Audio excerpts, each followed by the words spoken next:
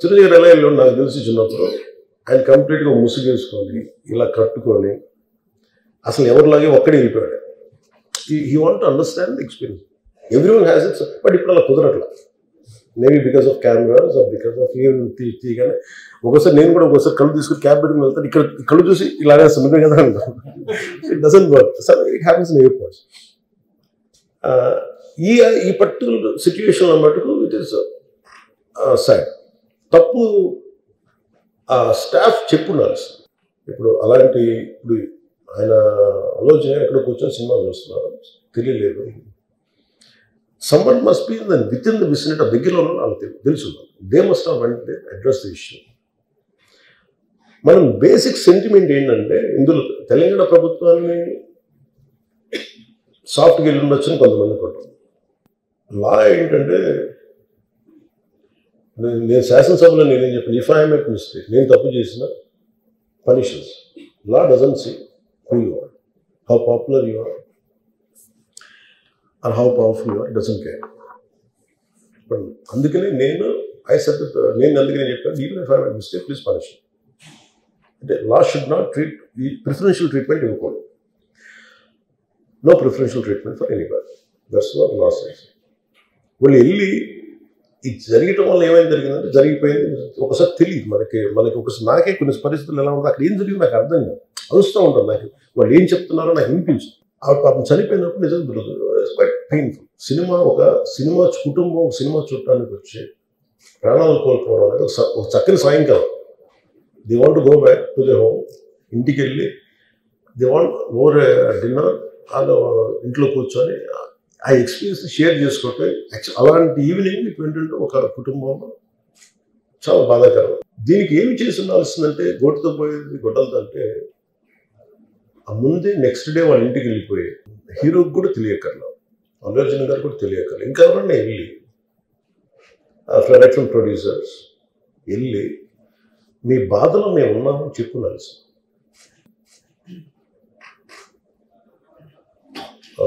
Let it be a director, let it be producers, or entire film unit. వెళ్ళి చెప్పుకుంటే first అది rupture అవ్వకుండా ఉండేది. మేబీ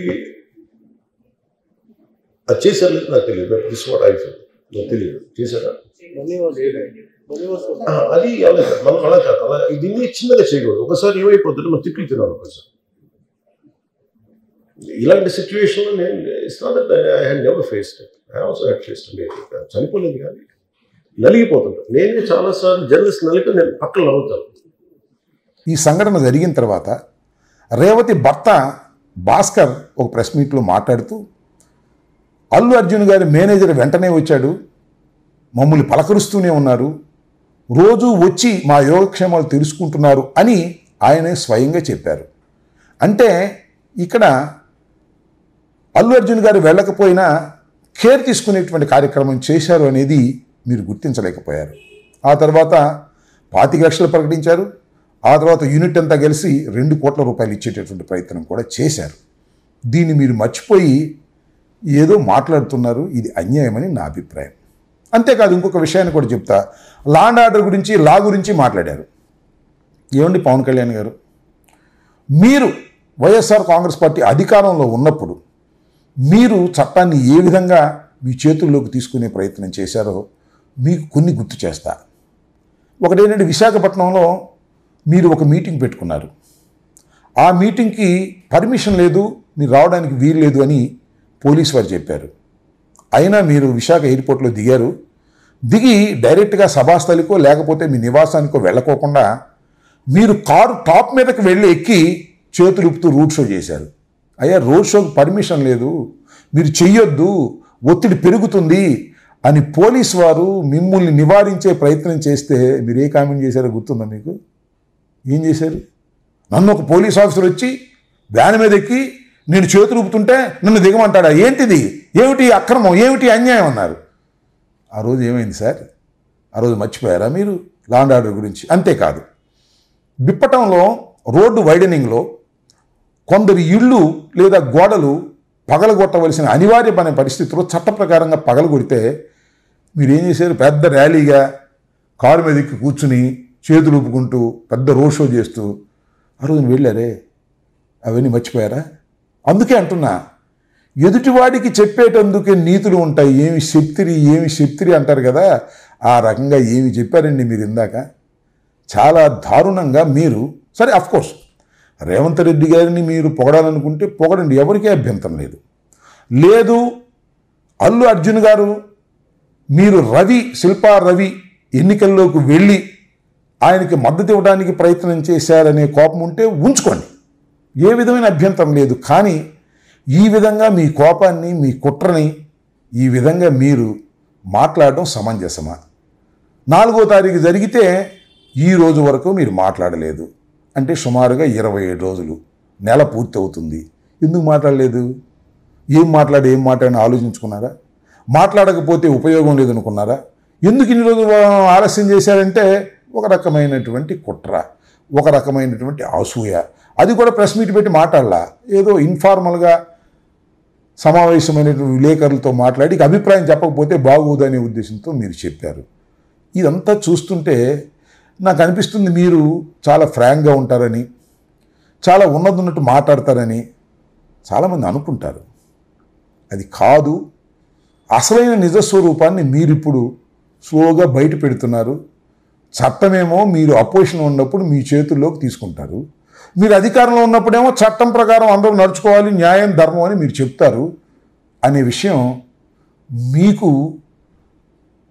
మీరు ప్రజలకి చాలా వివరంగా చెప్తున్నారు ఇండైరెక్ట్గా అనే విషయాన్ని దయచేసి మర్చిపోవద్దు అనేది కూడా ఈ సందర్భంగా నేను చెప్తున్నా. ఎందరూ ఏమి చెప్పినా అల్లు అర్జున్ విషయంలో 4వ తారీఖున సంధ్యా థియేటర్లో జరిగినటువంటి ఒత్తిడిలో రేవతి మరణించటం దురదృష్టకరం. నైతిక బాధ్యత వహించవలసింది సినిమా రంగంలో ఉన్నవారు, హీరోగా ఉన్నటువంటి అల్లు అర్జున్ గారు. చట్టపరమైనటువంటి బాధ్యతను వహించవలసింది ప్రభుత్వం. దీనిలో ఏ విధమైన సందేహము లేదు. It is purely an accident. అక్కడ సరైనటువంటి బందోబస్తును ఏర్పాటు చేయటంలో ఖచ్చితంగా ప్రభుత్వం విఫలమైంది.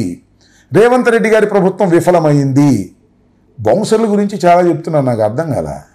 బౌన్సర్ల డ్యూటీ ఏంటి నాకు అర్థం కాలేదు. నేను బౌన్సర్ని పెట్టుకున్నాను అనుకోండి, నన్ను రక్షించడమే వాళ్ళ డ్యూటీ తప్ప లా అండ్ ఆర్డర్ మెయింటైన్ చేయడం బౌన్సర్ లక్షణం కాదు, వారి డ్యూటీ కూడా కాదు. లా అండ్ ఆర్డర్ని కాపాడవలసింది, అందరినీ సమానంగా చూసుకోవాల్సింది public servants. Bouncers public servants car. నేను పెట్టుకుంటే నా సర్వెంట్సే, నా రక్షణే వాళ్ళకి ప్రధానం అనే విషయాన్ని కూడా తెలుసుకోవాలని ఈ సందర్భంగా మనవి చేస్తున్నా. కాబట్టి టోటల్గా నాకు అర్థమైంది ఏంటంటే, చాలా రోజుల తర్వాత చాలా ఆలోచించుకొని మాట్లాడదామా వద్దా, మాట్లాడకపోతే బాగోదు, మాట్లాడితేనేమో జనంలో రియాక్షన్ బ్యాడ్గా వస్తుంది, అధర్మంగా మాట్లాడేది అని అనుకుని ఆలోచన చేసి 20 రోజుల తర్వాత మీరు మాట్లాడినటువంటి మాటలు చూస్తే ఎదుటివాడికి చెప్పేటందుకే నీతులు ఉంటాయి కానీ మనం ఆచరించడానికి మాత్రం ఉండవు అనేది కుండ బద్దలు కొట్టి చెప్పారనేది నాకు అర్థమవుతా ఉన్నది.